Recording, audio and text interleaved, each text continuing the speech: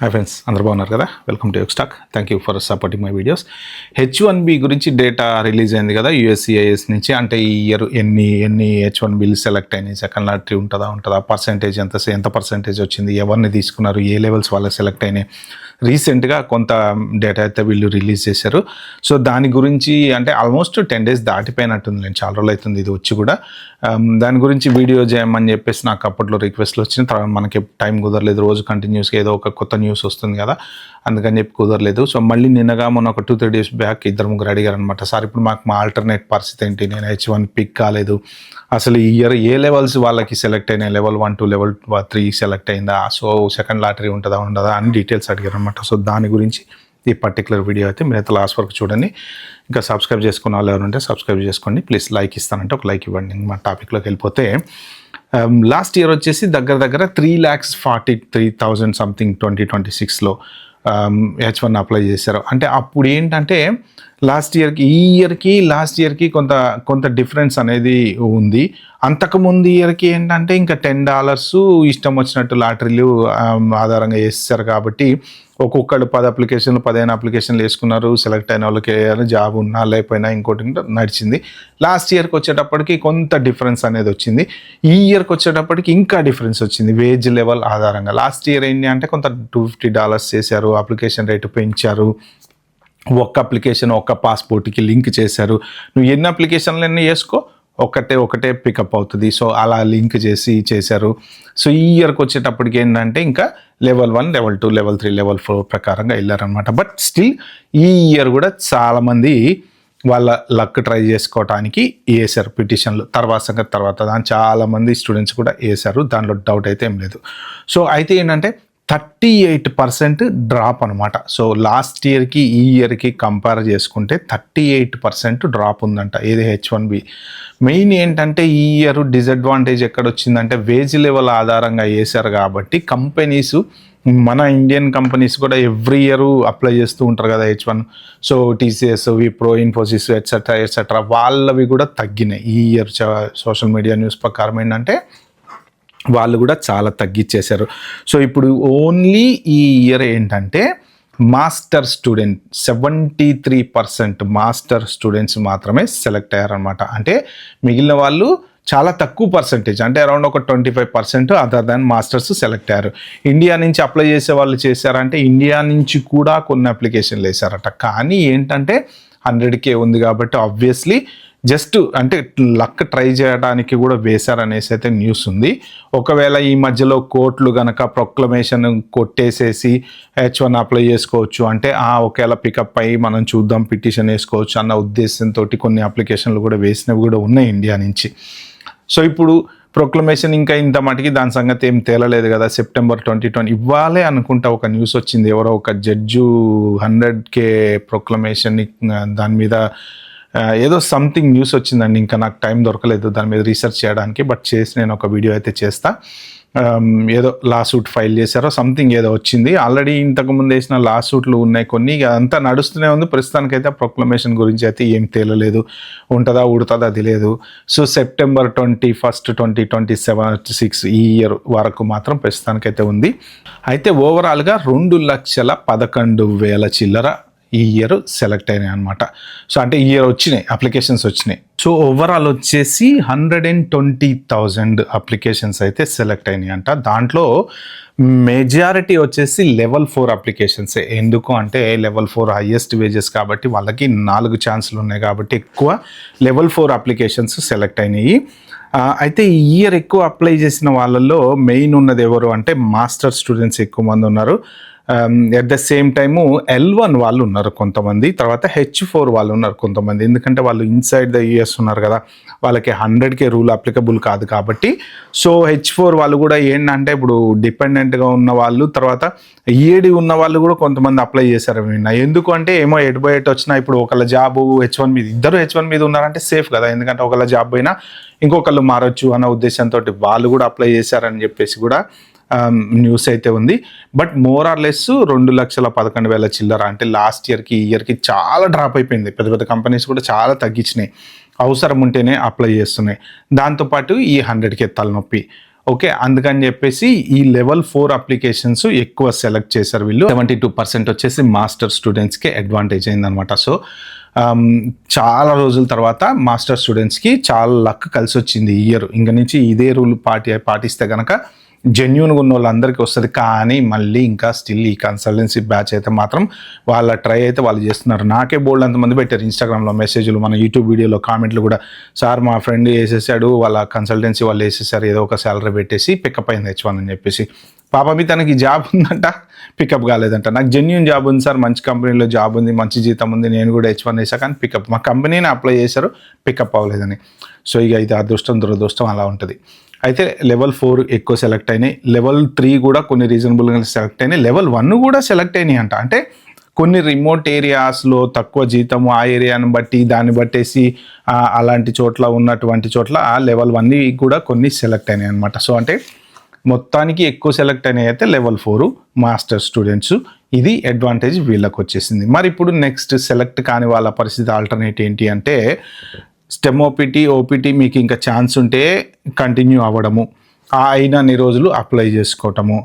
ఆ తర్వాత ఏంటంటే మీకున్న ఆప్షన్స్ ఒకటి Day1 CPT, కానీ నేను రికమెండ్ చేయను. ఎందుకు అంటే ఈవెన్ గ్రీన్ కార్డ్స్ కూడా I-485 ఇంటర్వ్యూకి వెళ్ళిన వాళ్ళవి ఈ Day1 CPT బ్రిడ్జ్ గ్యాప్ కింద వాడుకున్నందుకు వాళ్ళ I-485లు రిజెక్ట్ చేశారు అనేసి కూడా కొన్ని అన్ని వెబ్సైట్లలో వాటిలో వాళ్ళు చెప్తూ ఉంటారు కదా, Day1 CPT వాడద్దు, Day1 CPTకి వెళ్ళొద్దు అని చెప్పి. ఎందుకంటే వాళ్ళ దగ్గరకు వస్తుంటాయి కదా కేసులు, అలాగా రిజెక్ట్ చేసినవి కూడా ఉన్నాయి. సో ఒకవేళ మీరు వెళ్ళాలి అనుకుంటే మీ ఇప్పుడు మాస్టర్స్ కన్నా పైన కోర్స్ ఏదన్నా ఉంటే వెళ్ళండి. అది కూడా ఇప్పుడు ప్రస్తుతానికి సిచ్యువేషన్ అర్థం కావట్లేదు. ఎందుకంటే ఈ డ్యూరేషన్ ఆఫ్ స్టే అనేది OMBలో ఉంది కదా, ఆ పిడి ఎప్పుడు పడుతుందో నెత్తిన తెలియదు. ఒకేలా అది కనుక స్టార్ట్ అయింది అంటే అది బిగ్ ఇంపాక్ట్ క్రియేట్ చేస్తుంది. అందరూ ఏమనుకుంటున్నారంటే అది కొత్తగా వచ్చే వాళ్ళ కోసం అనుకుంటున్నారు. ఖచ్చితంగా కొత్తగా వచ్చే వాళ్ళకి అప్లికబుల్ అవుతుంది. అట్ ద సేమ్ టైము ఉన్న వాళ్ళకు కూడా అప్లికబుల్ చేస్తారు. ఎందుకంటే వాళ్ళు మొత్తం నెక్ ఎక్కడికక్కడ టైట్ చేద్దామని చూస్తున్నారు. కాబట్టి కొత్తగా అసలు ఎవడు వస్తున్నారని చెప్పి వాళ్ళు పెట్టాలి ఆ రూలు. చాలామంది తగ్గిపోయారు, స్టూడెంట్ వీసాలే డ్రాప్ అయిపోతున్నాయి, అసలు ఎవరు రావట్లేదు, జాబులు రావట్లేదు, వీసాలు రావట్లేదు అని చెప్పేసి. రాని వాళ్ళ కోసం రూల్స్ ఎందుకు పెడతారు? ఉన్న వాళ్ళని టైట్ చేయడానికే కదా.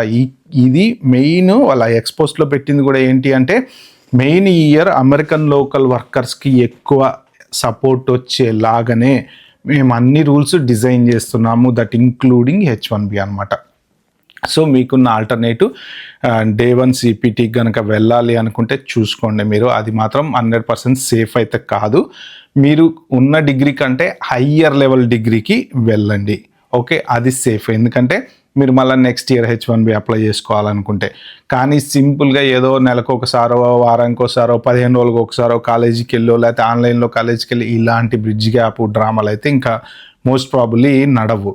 ఓకే, ఓపీటీ అయిపోయింది, స్టెమ్ ఓపీటీ అయిపోయిన వాళ్ళు చాలామంది ఉన్నారు. ఇప్పుడు నెక్స్ట్ ఆల్టర్నేట్ ఏంటో వాళ్ళకే తెలియదు. సో అలాంటి వాళ్ళు ఏంటంటే వీలైనంత వరకు మీరు PhD చూసుకోండి, లేదు అంటే బ్యాక్కి వెళ్ళిపోయి మళ్ళీ ఇంకా ఈ ప్రొక్లమేషన్ అయిపోయిన తర్వాత నెక్స్ట్ ఇయర్ అప్లై చేసుకొని వస్తానంటే రండి. లేదు అంటే O1 వీసా అనేది ఉంది. ఎక్స్ట్రాడినరీ స్కిల్స్ కనుక మీకుండి మీకు హై లెవెల్ ప్రూవ్ చేసుకోగలిగితే O1 వీసా ఆల్టర్నేట్ ఒకటి ఉంది.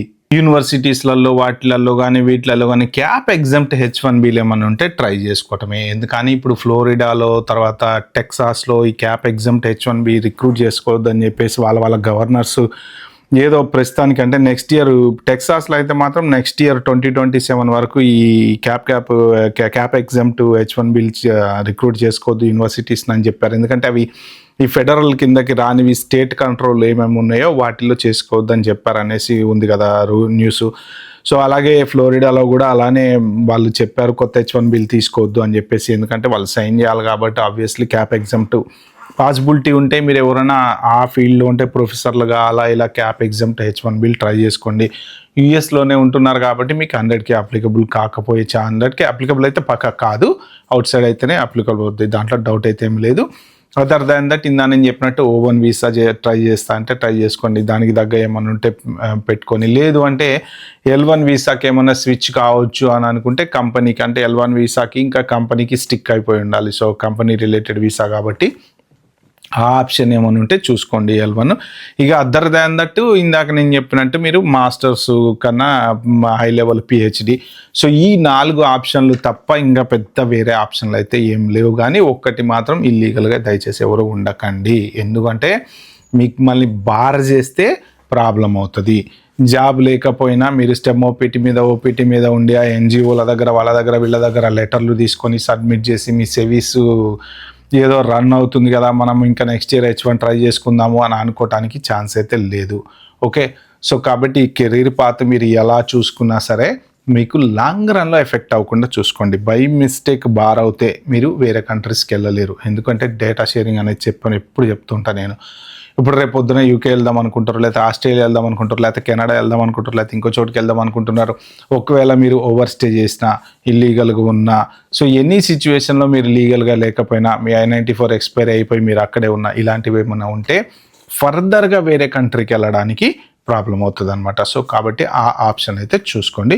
ఇంకా సెకండ్ లాటరీ ఉంటుందా ఉండదా ఈ ఇయర్ అంటే మోస్ట్ ప్రాబబుల్లీ ఇప్పుడు వాళ్ళు చెప్పిన దాని ప్రకారం, వాళ్ళు పోస్ట్లో పెట్టిన దాని ప్రకారం సెకండ్ లాటరీ ఉండకపోవచ్చు. వీ హ్యావ్ ఎనఫ్ అప్లికేషన్స్ అని చెప్పారనమాట. ఎందుకంటే ఈ 85,000 అప్లికేషన్స్ ఏదైతే ఉన్నాయో 120,000 సెలెక్ట్ చేశారు కాబట్టి అందులో కొన్ని ఎగిరిపోయినా కానీ మోస్ట్ ప్రాబ్లీ 85,000 అప్రూవ్ చేసేటువంటి ఛాన్స్ ఉంది. కానీ ఇందులో ఒక డిఫరెన్స్ ఎక్కడ వస్తుంది అంటే కన్సల్టెన్సీల ద్వారా ఎవరెవరైతే అప్లై చేసినటువంటి స్టెమ్ ఓపీటీ బ్యాచ్ ఉన్నారో వాళ్ళు రేపు పొద్దున కనుక వాళ్ళ కంపెనీ ప్రూవ్ చేయలేకపోతే, క్లయింట్ ఉన్నట్టు, లేకపోతే ఎంప్లాయర్ మీకు పర్ఫెక్ట్గా ఉన్నట్టు, లేకపోతే ఇన్హౌస్ క్లయింట్ ఏదో పెట్టి డ్రామాలు చేద్దామంటే ఆ డ్రామాలు ఇక నడవవు. కంపల్సరీ వాళ్ళు క్లయింట్ అడుగుతున్నారు, ప్రాజెక్ట్ అడుగుతున్నారు, క్లయింట్కి ప్రాజెక్ట్కి మీటింగ్ అడుగుతున్నారు, మీ LCA పర్ఫెక్ట్గా ఉందా లేదా చూస్తున్నారు. చాలా డీటెయిల్డ్ వెట్టింగ్ జరుగుతుంది. సో సింపుల్గా మీరు ఏదో ఇదివరకు అప్లై చేసినట్టు H1 అప్లై చేసేద్దాం, కంటిన్యూ అయిపోదాం, బయట ఎక్కడో జాబ్ చేసుకుందాం అనుకుంటే ఖచ్చితంగా కుదరదు. క్లయింట్ లేడు, ప్రాజెక్ట్ లేదు అంటే మాత్రం H1 రాదు. అలాగా ఏమన్నా ఈ కన్సల్టెన్సీలు అప్లై చేసినటువంటి బ్యాచ్ కనుక డౌన్ అయిపోయి ఉంటే సో మోస్ట్ ప్రాబుల్లీ ఏమన్నా సెకండ్ లాటరీ ఛాన్స్ ఉంటే అది కూడా జూలైకి తెలిసేటువంటి ఛాన్స్ ఉందన్నమాట. అంటే ఇప్పుడు పికప్ అయిన వాళ్ళల్లో ఎంతమంది అప్లై చేస్తారో, ఎంతమంది అప్లై చేయరు ఇది కూడా తెలియదు. సో ఒకవేళ మీరు ఎవరైనా స్టెమ్ ఓపీటీలు కనుక మీ H1 అప్లై H1 పికప్ అయి ఉంటే ఇన్ టైంలో అప్లై చేసుకోండి, ఆలోచిస్తూ కూర్చోకండి. సో ఇన్ టైంలో అప్లై చేసుకోకపోతే పుసిక్కిన మీ అన్ఎంప్లాయ్మెంట్ డేస్లోకో లేకపోతే ఇంకోటో మేబీ అయిపోయో ఈలోపు డ్యూరేషన్ ఆఫ్ స్టే ఒకటి వచ్చి పడింది అనుకోండి మళ్ళీ. సో ఈ హెడ్ఏక్స్ అనేది తీసుకోకుండా డిలే చేయకుండా అప్లై చేసేసి పెట్టేసుకోండి. ఇంకా టైం ఉందిలే అని లాస్ట్ మినిట్ దాకా తెచ్చుకుంటే మళ్ళీ హెడ్ఏక్ అవుతుంది. ఓకే, సో RFEలో వచ్చేటువంటి ఛాన్స్ ఉంది కాబట్టి ప్రాపర్ అప్లికేషన్ పర్ఫెక్ట్గా చేసుకొని పంపించుకోవడానికి ట్రై చేయండి. సో ఇది main. Second lottery most probably ఉండకపోవచ్చు. బట్ ఇప్పుడు నేను చెప్పిన దాంట్లో కనుక ఎక్కడన్నా ఏమన్నా అప్లికేషన్లలో తేడా వచ్చి ఫేక్ అప్లికేషన్స్ ఎక్కువ వచ్చి జాబులు లేనివి, క్లయింట్ లేనివి, లేకపోతే ఇలాంటివి ఏమన్నా వచ్చి కనుక ఈ 85,000లో మైనస్ ఏమన్నా అయితే అంటే ఈ 120లోంచి మిగిలిన పోను 85,000 మోస్ట్ ప్రాబ్లీ వచ్చే ఛాన్సే ఉంది. ఎందుకంటే బోల్డ్ అంతమంది ఉన్నారు కదా స్టెమ్ ఓపీటీ వాళ్ళు. సో L1 నుంచి మారిన వాళ్ళు, రియల్గా జాబ్ ఉన్న వాళ్ళు కూడా ఉన్నారు కదా. ఓకే ఫ్రెండ్స్, ఇది ఈ వీడియోలో నేను చెప్దాం అనుకుంది. ఒక్కటి మాత్రం నేను క్లియర్గా చెప్తున్నా, మీరు ఓవర్ స్టేలు చేయకండి, J1 CPT తీసుకునే ప్రయత్నాలు చేయకండి.